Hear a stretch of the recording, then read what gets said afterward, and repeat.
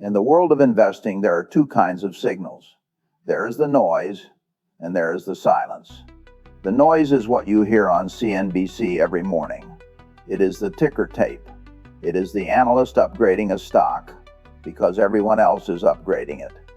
It is the sound of the herd thundering toward the latest shiny object. Right now, that noise is deafening. It is screaming two letters, AI. But then there is the silence.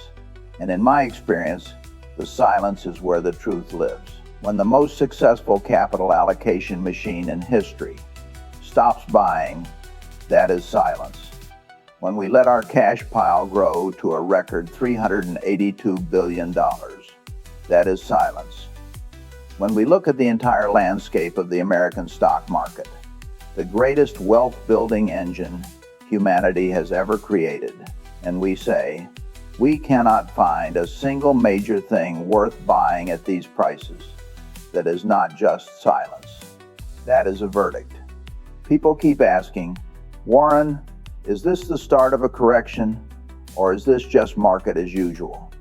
They see the S&P 500 starting to stumble. They see the volatility creeping back in, and they want reassurance. They want me to tell them that the party will go on forever. I cannot tell you that, because we don't deal in fairy tales. We deal in numbers. We deal in arithmetic. And right now, the arithmetic of the S&P 500 has become disconnected from the reality of business economics. The warning I am talking about today is not shouted. It is printed on the balance sheet of Berkshire Hathaway. $382 billion in cash and short-term treasuries. That number is not an accident. It is not because we forgot how to invest. It is not because we are lazy. It is because we are disciplined. And that number is screaming a warning that has become deafening to anyone willing to listen. It is a warning that the market has become fragile. It is a warning that the AI boom has distorted the fundamental mechanics of value. And it is a warning that gravity, the relentless, inevitable force of economic, is about to take over. Because what you see on the surface, the record highs, the AI hype, is masking a structural weakness that threatens the financial security of every family invested in this market. The rule is simple: know what you own. Most Americans believe that when they buy the S&P 500, they are buying the market. They think they are buying a diversified basket of the 500 best companies in America. They think they are buying safety through breadth. They believe that if one sector fails, the others will hold them up. That was true once. It is not true today. The S&P 500 is a weighted index, means the bigger companies count for more. And right now, we have a situation that is unprecedented in modern history. The 8 most valuable stocks in the U.S. market, almost all of them tied to the artificial intelligence narrative, now account for nearly 40% of the entire index. Think about the fragility of that structure. You have 492 other companies, banks, energy producers, retailers, manufacturers, that essentially do not matter to the movement of the index. The tail is not wagging the dog. The tail has become the dog. When you buy the S&P 500 today, you are not buying the American economy. You are making a leveraged bet on AI. You are making a bet that NVIDIA, Microsoft, Apple, and Alphabet will continue to grow to the sky, uninterrupted, forever. This is what I call the leaning tower economy. It looks tall. It looks impressive from a distance. But the foundation has narrowed to a single point. And when you build a massive structure on a narrow foundation, you do not get stability. You get volatility. You get a structure where a single earnings report from a single company, NVIDIA, can dictate the financial weather for the entire country. We saw this last week. NVIDIA released earnings. The numbers were impressive, but the market wobbled. Why? Because when expectations are priced for perfection, even great is not good enough. This concentration is dangerous. It creates a false sense of security. Investors look at the index and say, the market is up. but the market isn't up. 8 stocks are up. The rest of the market, the real economy, where people work, where goods are shipped, where houses are built, is flat or struggling. In investing, we call this bad breath. It is a sign of an unhealthy market. It is a sign that capital is chasing a narrative, not value. When 40% of the value is tied to a single thesis, the AI boom, you have created a single point of failure. If the AI bubble deflates even by 20%, it doesn't just hurt the tech sector. It drags the entire index and your 401k along with it into the abyss. If you look at the headlines, you'll notice the same figure keeps showing up again and again. $382 billion. That is the amount of cash Berkshire Hathaway held at the end of the third quarter. It is a record. It is a mountain of liquidity. Some critics look at that pile and say, Warren has lost his touch. Warren is hoarding money. Warren is missing out on the AI revolution. They are missing the point. They are looking at the cash as uninvested capital. I look at it as an insurance policy against stupidity. In my world, capital is a coward. It does not go where it is disrespected. It does not go where it is at risk of permanent loss. It flees from uncertainty, and it flees from overvaluation. Why do we hold $382 billion? We hold it because we look at the menu of prices in the stock market, and we see nothing that makes sense. When I analyze a stock, I am looking for a dollar that I can buy for 50 cents. I am looking for a margin of safety. I am looking for a business that will return cash to me for decades, priced at a level where I can't lose. Right now, the market is offering me dollars for $2. In some cases, with these AI stocks, it is offering me dollars for $5 or $10.00. I don't play that game. I never have, and I never will. That $382 billion is not sleeping. It is sentinel money. It is standing guard. It represents a refusal to participate in a mania. You have to understand the discipline required to sit on that much cash while the rest of the world is partying. I know it is hard. It is psychologically difficult to watch your neighbors get rich on a stock like Nvidia while you sit on treasury bills earning 5%. But the big money is not in the buying and the selling, but in the waiting. My late partner, Charlie Munger, understood this better than anyone. He knew that the market is a device for transferring money from the impatient to the patient. Right now, the market is filled with the impatient. It is filled with people chasing momentum. They are buying because the price is going up. That is the only reason. When you buy something just because the price is going up, you are not investing. You are speculating. You are gambling. You are hoping that a greater fool will come along and pay you even more than you paid. But eventually, you run out of fools. And when the music stops, and the music always stops, the person holding the cash is the only one who has a chair. That $382 billion is 382 billion chairs. And when the correction comes, when the panic sets in, we will be the ones sitting down while everyone else is scrambling for the exits. This isn't about fear. It's about arithmetic. The Buffett indicator, the ratio of the total stock market value to the GDP of the United States, is flashing red. It is at levels we have arguably never seen before. The value of the stock market has completely decoupled from the economic output of the country. That gap cannot last forever. Gravity always wins. So when you see that cash pile growing, do not view it as inactivity. View it as a siren. It is the loudest warning I can possibly give you. It says the risk of loss is now greater than the potential for gain. The narrative driving this market is simple. AI changes everything. This time is different. Valuations don't matter because AI will create infinite productivity. I have heard this time is different many times in my 95 years. I heard it in the late 1960s with the Nifty 50, the blue chip stocks that could never go down. Polaroid, Xerox, IBM. They were one decision stocks. You just bought them and held them forever until they fell 80%. I heard it in 1999 with the internet. The internet changes everything. And it was true. The internet did change everything. It revolutionized the world. But if you bought Cisco or Intel at the peak of the bubble in 2000, it took you years or even decades to make your money back. Some companies like Pets.com went to zero. Just because the technology is real does not mean the price is right. AI is real. It will change the world. It will increase productivity. I do not doubt that. But does that justify a price-to-earnings ratio of 80? Does that justify adding trillions of dollars in market cap in a matter of months? In investing, you must distinguish between a great company and a great investment. NVIDIA is a great company. It is a brilliant company. But at these prices, is it a great investment? The math says no. When you pay a premium for perfection, you are walking a tightrope. If the company stumbles, even slightly, the fall is long and hard. We are seeing signs that the AI trade is getting crowded. Everyone is on the same side of the boat.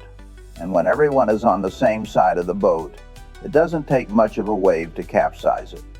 The deafening warning is that the market has pulled forward 10 years of growth and priced it into today. They are counting chickens that haven't just not hatched. The eggs haven't even been laid yet.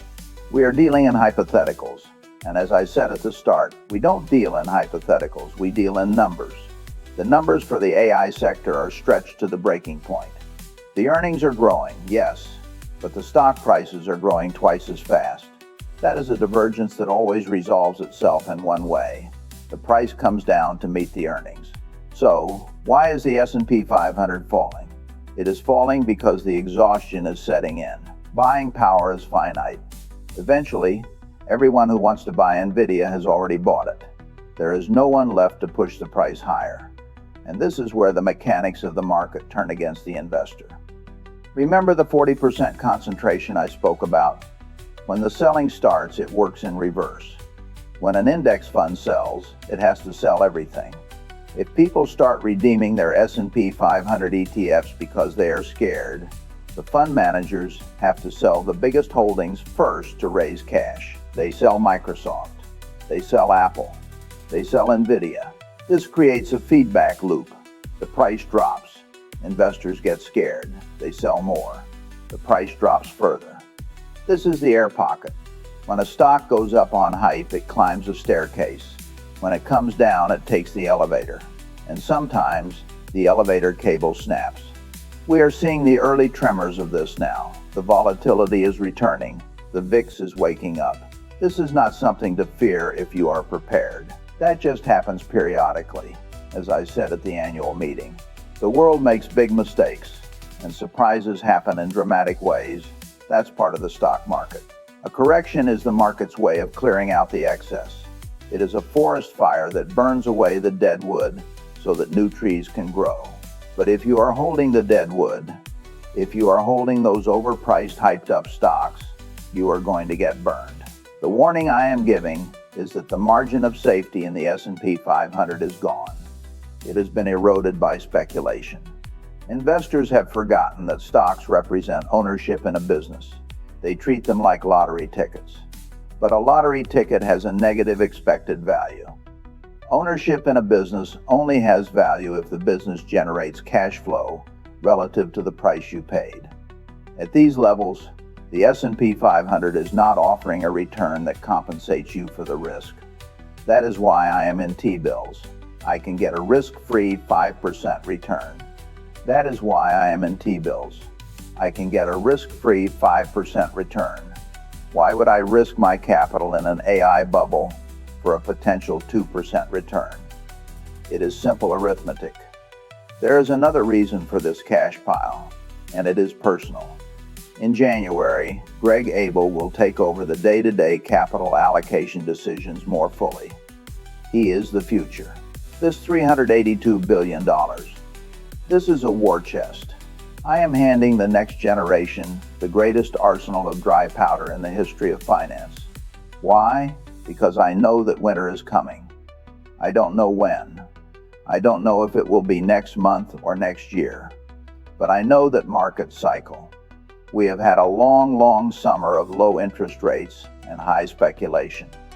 Winter always follows summer. When the crash comes, and it will come, cash will be king. In a crisis, cash is oxygen. When everyone else is suffocating, the person with cash can breathe. When the market crashes, great businesses, wonderful American companies will go on sale. They will be selling for pennies on the dollar. That is when Berkshire Hathaway does its best work. We are the buyer of last resort. When the banks are scared, when the hedge funds are liquidated, when the retail investor is panicking, we buy. We bought in 1974. We bought in 1987. We bought in 2008. And we will buy again. But we cannot buy if we have already spent our money on overpriced AI stocks at the top of the market. You cannot buy the dip if you don't have the cash. So, this $382 billion is a strategic asset. It is a loaded spring, waiting for the opportunity to deploy. It is a signal that we believe the opportunity set will be much, much better in the future than it is today. And the only way that happens is if prices come down. So, what does this mean for you, the average family? The person looking at their 401k with anxiety. Should you sell everything? Should you run for the hills? No, I don't think you should ever bet against America. The American tailwind is real. Over the long term, 10, 20, 30 years, the S&P 500 will go higher. But long term is a series of short terms. And the short term looks rocky. Here is my advice. It is the same advice I have given for 70 years, but it is more urgent now than ever. First, do not interpret my silence as inactivity. We bought shares of Domino's Pizza. We bought Pool Corp. And yes, for the first time we bought a stake in Alphabet, Google. But notice what we bought. We bought value. We didn't buy the hype. We bought companies with cash flows that made sense at the price. Even in a bubble, there are pockets of value, but you have to dig for them. You cannot just blindly buy the index and expect to get rich. The lazy money has already been made. Now comes the hard work. 2. Build your own margin of safety. If Berkshire Hathaway, the most sophisticated investor in the world, is holding 30% or more of its assets in cash, ask yourself, why are you 100% invested? Why are you using margin? Debt is a dagger pointed at your heart in a correction. Get rid of the leverage. Build some cash. When it rains gold, you want to put out a bucket, not a thimble.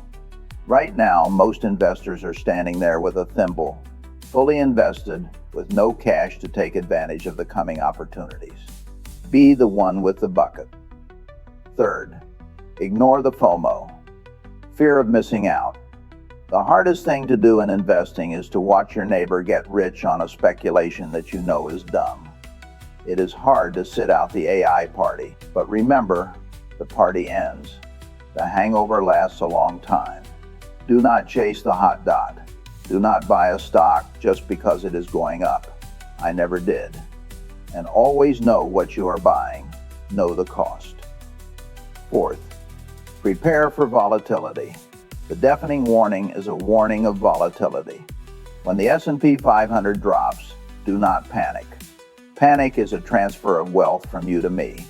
When the market drops, I am happy. I am buying. You should be happy too. You are a net buyer of stocks for the rest of your life. You should want prices to go down. You don't cry when hamburgers go on sale at the supermarket. You buy more hamburgers. Why do you cry when stocks go on sale? But you can only have that mindset if you have the margin of safety. If you are over-leveraged, if you need that money next month for your mortgage, then you should be scared. That is why the ledger matters. That is why the balance sheet matters. The stock market is a weighing machine in the long run, but it is a voting machine in the short run.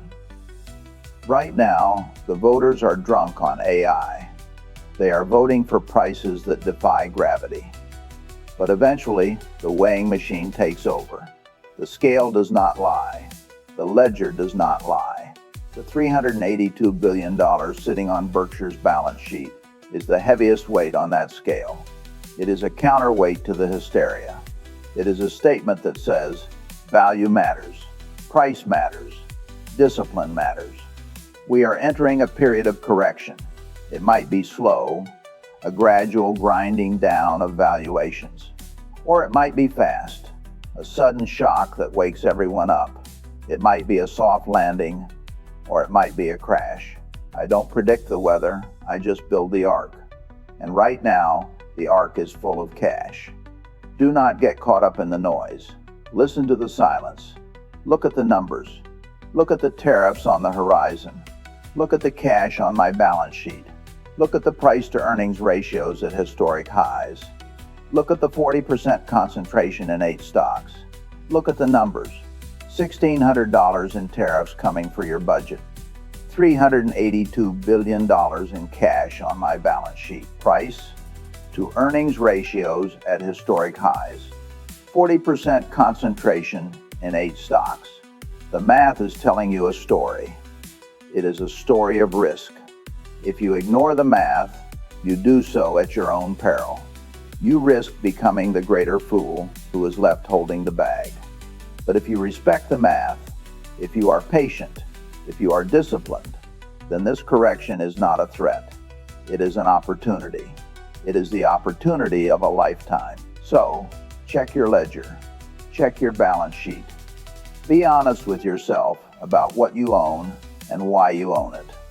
And be ready, because when the silence breaks and the gravity takes over, that is when the real investors go to work.